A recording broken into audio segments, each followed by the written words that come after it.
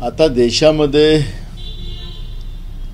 दोन कायदे झालेत अशा पद्धतीचं परिस्थिती आपल्याला पाहायला मिळते आहे। या भाजपचे काछडिया नावाचे खासदार ज्यांना हायकोर्टाने 3 वर्षाची सजा सुनावली होती, पण त्यांचं सदस्यत्व त्या काळात रद्द नाही करण्यात आलं। त्यांना सुप्रीम कोर्टात जाण्याची परवानगी दिली, मग सुप्रीम कोर्टाने त्यांना त्या ठिकाणी न्याय दिला आणि त्याच्यामुळे त्यांची खासदारकी वाचली।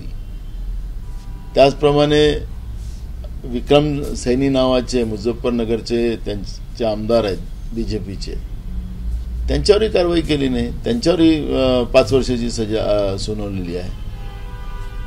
आखरी सुनील केदारच्या प्रकरणामध्ये त्यांना खालच्या कोर्टाने या ठिकाणी 5 वर्ष सजा सुनावलेली आहे, तर त्यांना आता अपीलमध्ये जाण्याची संधी आहे। जसं या लोकांना अपीलमध्ये जाण्याची बीजेपीच्या खासदारांनी आमदारांना संधी दिली, त्यांचं सदस्यत्व रद्द करण्याच्या मागे ते लागले नाही।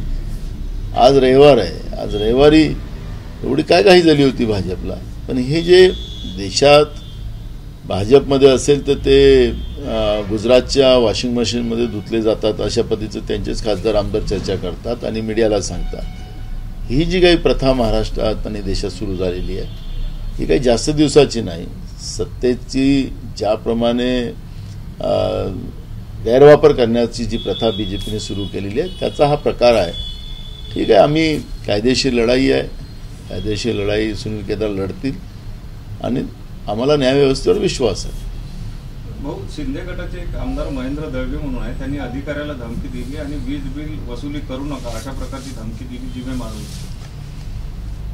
तर ते कारण की ते वॉशिंग मशीनमध्ये धुतले गेलेले आहेत ना शिंदे गटातले लोक, अजित गटातली लोक, त्यामुळे त्यांनी कोणालाही काही केलं, बंदुकीच्या गोळ्या घातल्यात मुंबई शहरामध्ये, हवेमध्ये फायरिंग केली, तरी ते वॉशिंग मशीनमध्ये धुतलेले आहेत। त्यांच्यासाठी सगळं मोकळीक आहे।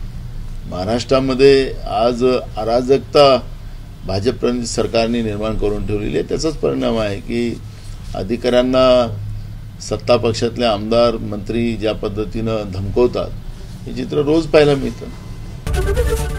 एबीपी माझा, उघडा डोळे बघा नीट।